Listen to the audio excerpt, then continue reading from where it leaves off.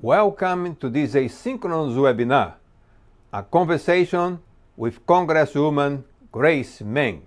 Hi, I'm Congresswoman Grace Meng from Queens, New York. Thank you for the opportunity to speak before you today. I represent New York's 6th Congressional District in Congress, and I serve on the House Appropriations Committee as ranking member of the Subcommittee on Commerce, Justice, Science, and Related Agencies. We had hoped to hold a live session, but Representative Meng's demanding schedule, as the House prepares to reconvene from the August recess, made that challenge. We are grateful, however, for the opportunity to share perspectives in a flexible, asynchronous format. Congresswoman Meng's office has received our congressional letter, which was endorsed by 60 Nobel laureates, over 2,100 members of the National Academy of Science, Engineering, and Medicine, and more than 1,000 scientist stakeholders.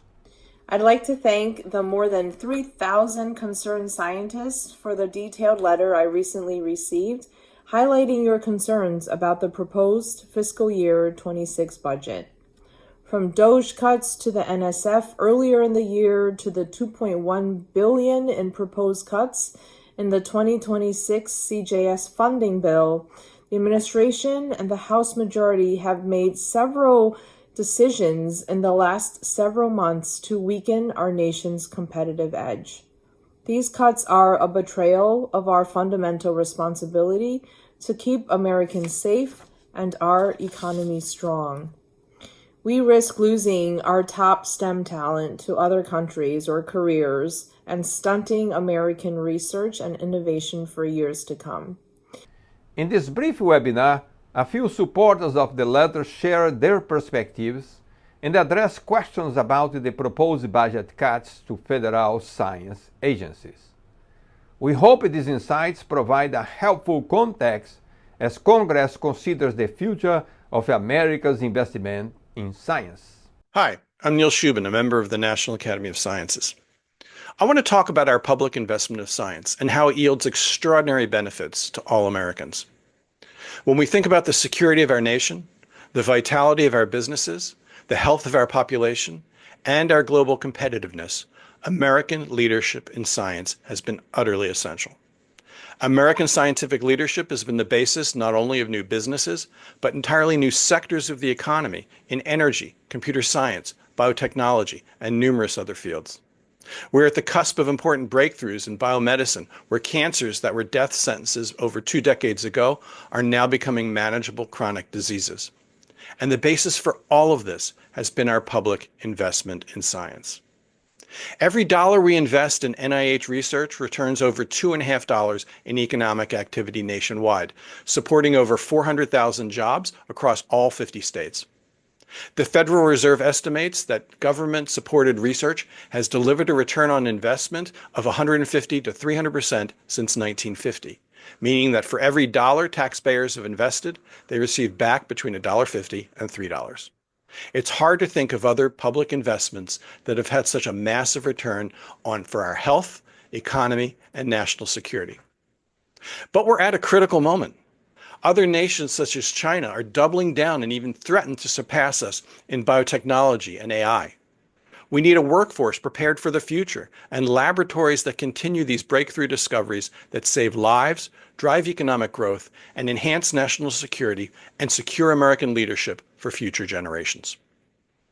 We're a nation that has always been capable of great things, from landing on the moon to splitting the atom to editing the genome. The proposed dramatic cuts to the budgets of the National Institutes of Health and the National Science Foundation, including a proposed 55% reduction to NSF funding, will not only diminish the future for all Americans, they will empower our competitors and harm American security and leadership in the process. Thank you for your work for our nation and for supporting scientific research that keeps America strong, healthy, and prosperous. Hi there.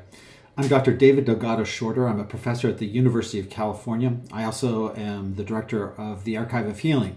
My research lies at the intersection between the soft sciences, humanities, arts, Particularly, I use social science methodologies to shed light on the frontiers of new knowledge in society. Now, one of the most obvious ways that higher education contributes to a common societal good is in the area of health and well-being. For example, in the Archive of Healing, we contain over 70 years of research on plant medicines and community-based approaches to healing from all around the world. The collection includes 250 published sources, materials from 8 archives, thousands of field reports from researchers working across the globe. My students work in a range of communities, from the wealthier communities across the coastal areas of Southern California on community gardening projects, better understanding pollinators after wildfire recovery. I also have students working in urban centers with community members across the city of Los Angeles. In other words, many of us are not in some elite tower on the hill when we're doing our research. We're actually among people. We're working in neighborhoods. Particularly here in Los Angeles, we're working across the entire region. Now, to house the digital collection, to actually keep it safe, to maintain that data, it takes a lot of money. We need technical support. We need web hosting. We need data management. We need data security. Even our modest staffing needs are in danger with the recent attacks of higher education. Just recently, I've been told there will be no more support for such technical projects like this archive. Now, when we're talking about what we provide society in higher education, sometimes we're talking about things as vital as medicine and health. And our archives, our databases, our research resources, they provide students opportunities for their own personal growth. Of course, it gives them professional training, but also it provides opportunities to bring new knowledge to communities, to our country, essentially to the world.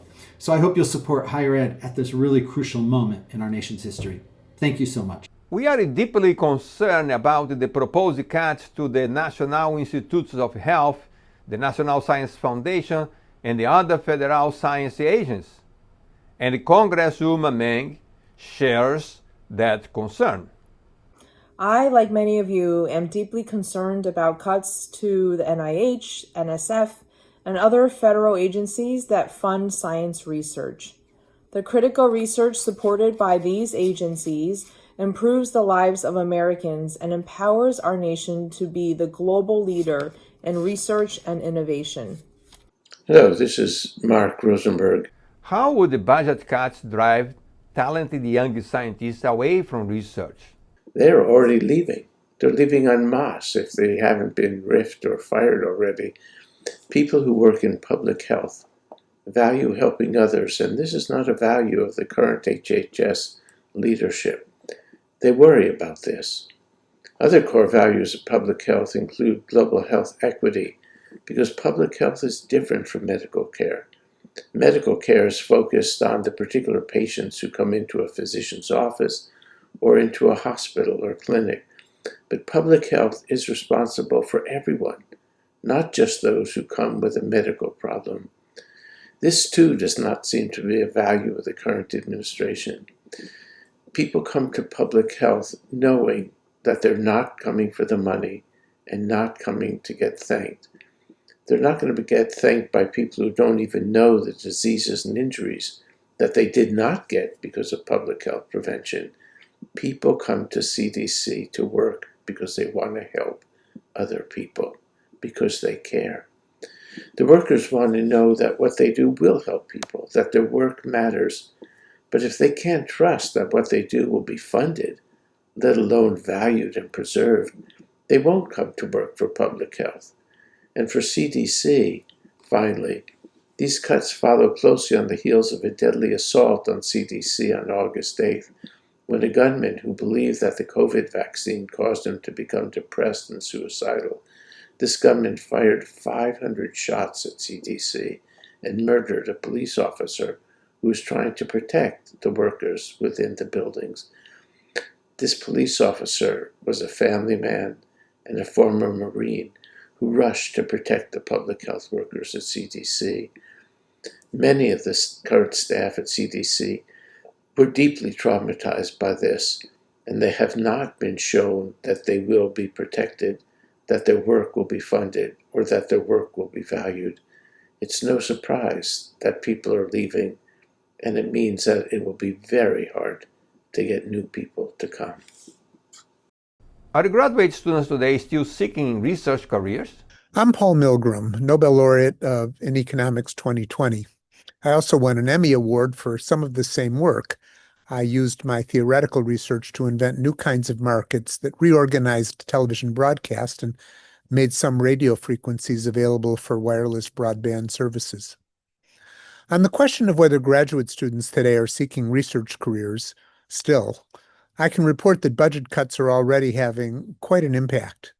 Students believe that there will be fewer jobs in research, and funding for their research assistantship is already being cut. Risky research and research with long-term impacts are particularly badly impacted.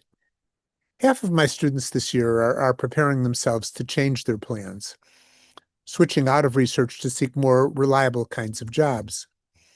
At this critical time, when artificial intelligence is upending the economy both for better and for worse, it's critical that smart researchers study what's happening, analyze these effects, and propose solutions that encourage the most positive outcomes while preventing the most dangerous ones. With so much speculation about what AI can do and will do, we need to develop frameworks of analysis, and that's risky work. My students are eager to do important and novel work, but they need support now, earlier in their careers. I urge you to make that possible. Many scholars may feel discouraged by the current situation, but it is comforting to hear that Congresswoman Meng is an ally of the scientific community. I know you're probably discouraged by what is happening right now. Know that as ranking member, I will fight to make sure our budget reflects America's priorities and its future. It is critical that America remains a global leader in science and technology, and I will continue fighting to make sure that we maintain that edge. A special thank you to all of you for attending this webinar and for the great work that you do. Your dedication and leadership are critical to the future of science, innovation, and progress. As we wrote in the congressional letter, we recognize the significant responsibility members of Congress have in shaping the budget to reflect our country's priorities and the future. We sincerely thank Congresswoman Meng and all members of Congress for their service. As you may know, on July 15, the House Commerce, Justice and Science CJS Appropriations Subcommittee voted 9-6 to advance its funding bill to the full committee for markup. The markup was scheduled for the same day the House began an early recess. The CJS bill recommends a 23% cut to the National Science Foundation and a 6% cut to the National Oceanic and Atmospheric Administration. If the full Appropriations Committee approves these recommendations, a conference committee will be required to reconcile differences with the Senate's version.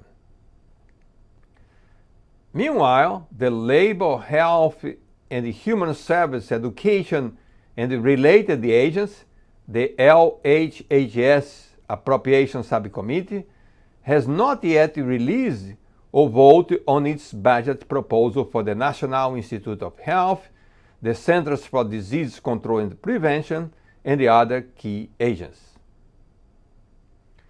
That's all for today. A special thank you to Congresswoman Meng for participating in this asynchronous webinar, and to our colleagues who contributed by sharing their perspectives. And thank you for watching.